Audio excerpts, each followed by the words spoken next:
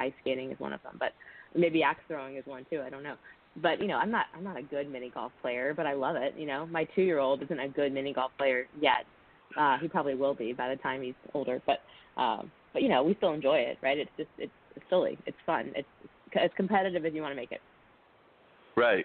And now you have the golf, the mini golf going on, and you have it's also a bar and everything. But do you have, I know that there's some of the other bars around the area that have some games that are included as well. And I was wondering if you had those, because as I stated earlier, I tried tennis, and I know what you're saying about PE being the bane of your existence. It was the bane of my existence, and I actually ran track. But as I've said on this show a number of times, I was the Charlie Brown of the track team, but I was also a good recruiter of others that knew what they were doing. So we actually won our championship, I think, 3 out of my 4 years, because the high school itself was a 3-year high school, but you could run in your senior year of your junior high year. So of my 4 years, I think we won our conference championship 3 years, but that's because I recruited people that I knew were good.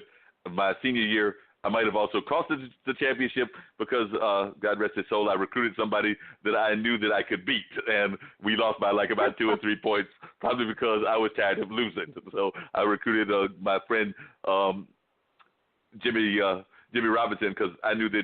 I can't talk now because I've got a little weight on me now, but at the time I was trimmer than him, and I knew that I was probably quicker than him. So I recruited somebody that I knew I could beat at least one.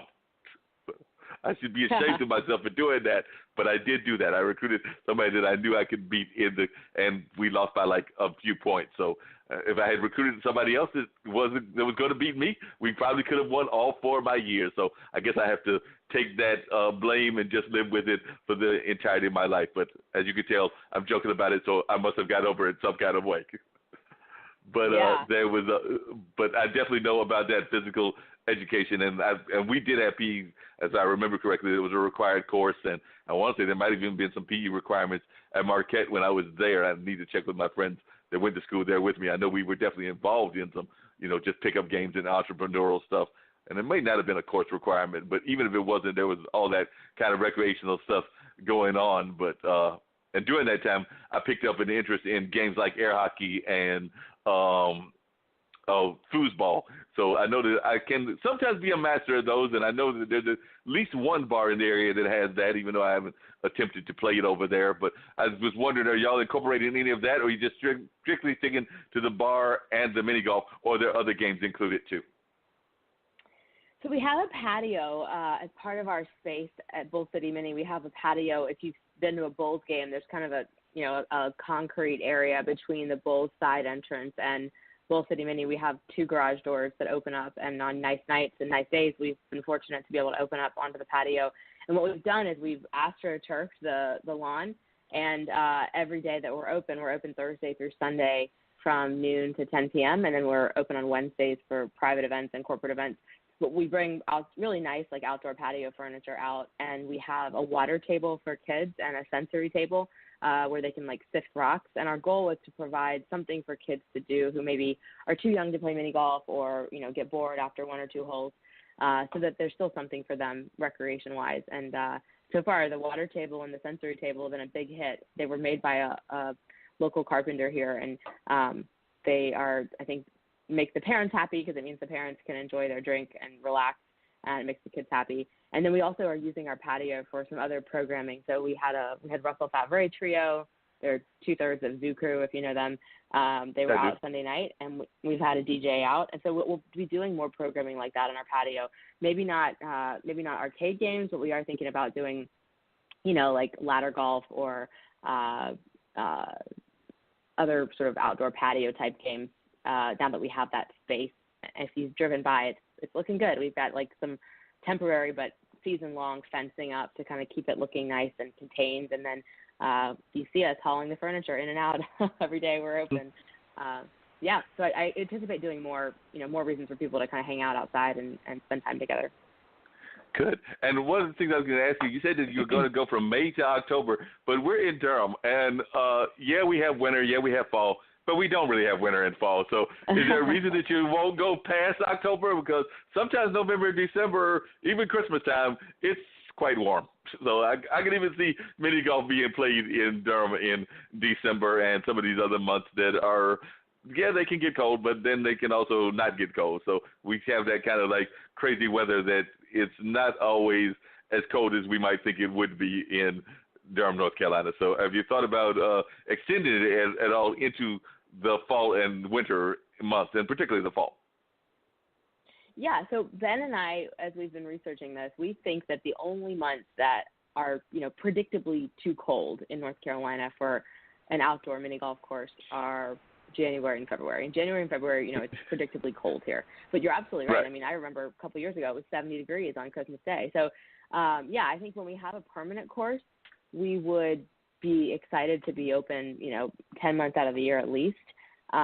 We have a 6-month lease with American Tobacco Campus in the current space where we are, and part of that is because we're basically we've turned a restaurant into a mini golf course, which has been super fun. But I'm sure I think there are better spaces for a permanent course. We'd love to have 9 or 18 holes ultimately, so that we could have more Durham themed holes. We want to have an NC Central hole. We want to have a lemur hole. There are all kinds of ideas we have for additional Durham themes that we haven't represented yet. So ultimately, I think it's a space issue. We'd like to be in a permanent location or another location where we could build out the concept a little more. But we are open to being open at least through the end of October if business supports it, and I hope it will. Definitely. It sounds like you're getting strong business support even from the community and everything of that nature. Now, for the permanent location, do you have a time frame within your business plan as to where you're looking for a permanent location? And are you trying to stay in the downtown area? I know that can be hard with all the growth here, the gentrification that's going on here and stuff of that nature, but are you looking to stay in the downtown area, or are you looking to, like, closer to South Point? There's all that space at Northgate, because every time I turn around, because one of my other jobs is at Northgate, and every time I turn around, something else is leaving there and everything. Matter of fact, you just gave me an idea. I'll have to ask them if they've thought about approaching y'all about that. But and I'll mention what that idea is in a second. But have you looked at other locations, or do you have any idea of? Are you just open to wherever it falls at, or are y'all committed to being in the downtown area based on your own interest and family and what y'all would like? It's a good question. I think we're interested in being in Durham versus, we haven't been looking at locations like in South Durham over by South Point. But, Ben and I live in Northgate Park, so we're a stone's throw from Northgate Mall and are watching closely to see what happens with its, hopefully redevelopment, because it's a great location and it seems like a lot of potential there. And we've also talked to Downtown Durham, Inc. about various locations that they came to some of our opening events and had some thoughts for us on additional locations. We'd like to be somewhere central, somewhere on the bus line, somewhere walkable, because more and more people are living downtown. What I love about where we are now is, we're near the bus line, but we're also right there near Haytie, right there near Central. Like, people can walk up from Southside. They can also walk down the hill from Main Street and all the new condos that it seems like every day there's a new condo building popping up. We like the idea of being in that kind of, high traffic, foot traffic, downtown heartbeat. But there are a lot of places that could include. It doesn't have to be American Tobacco Campus, although we certainly also are talking to American Tobacco Campus about what other possibilities on their property might be a potential. So we're sort of open to all conversations, and I would just say, like, if folks are interested in having Bull City Mini, reach out to me and Ben. We're interested in having a conversation, and our goal is by the end of we're calling it an extended pop-up, right? It's a 6-month, it's a longer than normal pop-up, but a 6-month pop-up. At the end of our season in October, we'd like to be able to announce future plans, or at least have a good idea of where we're going next, because hopefully we will have built up a reputation and my goal is to be loved by the community, and hopefully people want to know, okay, well, where are you going next? Because we want to come back, we want to play, we want to make you part of our lives, and so that's my goal, is by the end of the season to have a better answer to that question, Mark. No problem. That was a good answer, and I can definitely understand that. And as you were talking about being in Northgate Park, in addition to working at Haytie, I work in Measurement Incorporated, which is at Northgate, and has offices at Northgate. So I'm seeing every day the efforts to save the carousel. And as you were talking, I'm thinking about stuff. I'm like, I could see a whole golf hole just around the carousel. The Northgate Park carousel. Oh man, that's a great one. I hadn't thought of that. Yeah, because they're about to pack it up. I think May 27th is its last date. I think the 27th is the date it leaves. The 26th might be the last date. But yeah, they've had people that have actually, I want to say they're doing like very cheap rides now because people are going there, and I think the Bull City inflatables will still be out there in terms of like the little go-kart animals and everything. But in terms of the carousel, I believe it's supposed to be transported to wherever their storage unit is until they find a home for it. So who knows? If there's a permanent location, it could be the permanent location for the carousel as well. And I don't know, that's just a thought that popped in my head. You might try to get into conversations with them to see if that's even a possibility, or like building a hole around the carousel.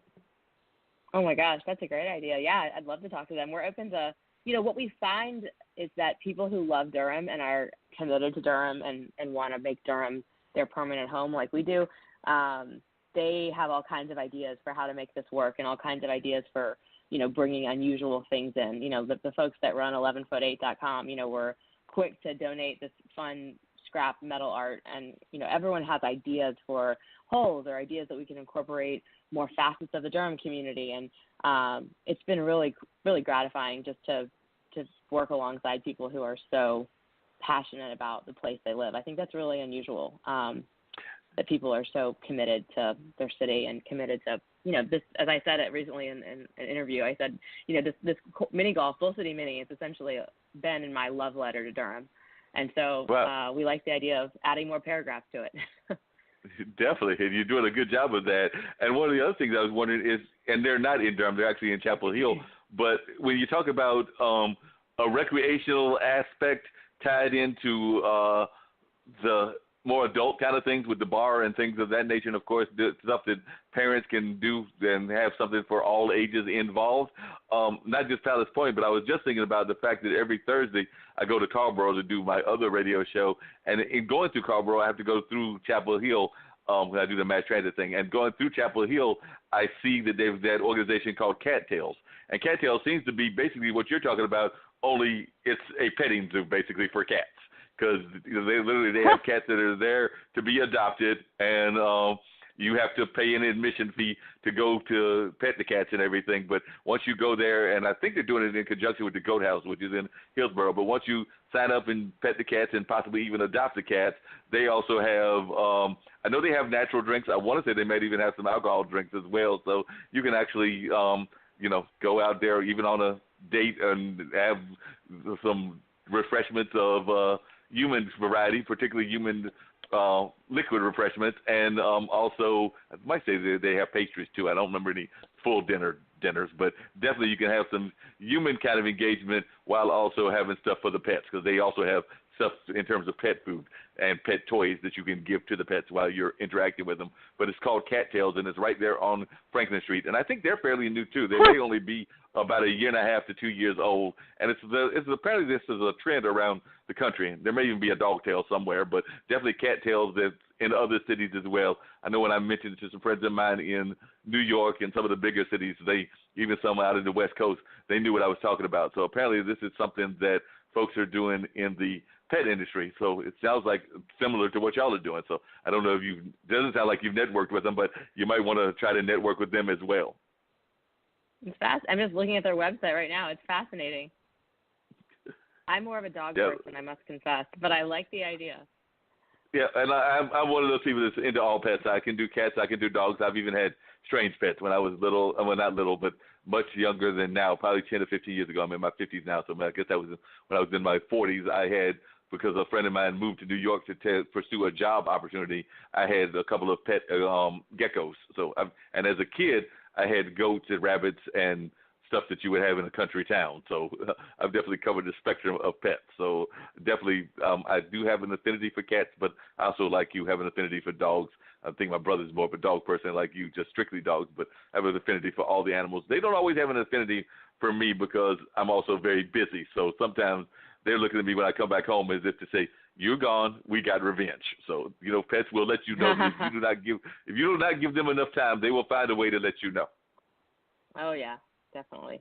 My poor dog, his name is Henry, and he definitely has been getting a little less attention than normal as we've launched Bull City Mini, which we call our second child. We have a 2-year-old, and then we have Bull City Mini. So the dog, unfortunately, and his needs have fallen a little lower on the totem pole, but I know what you mean.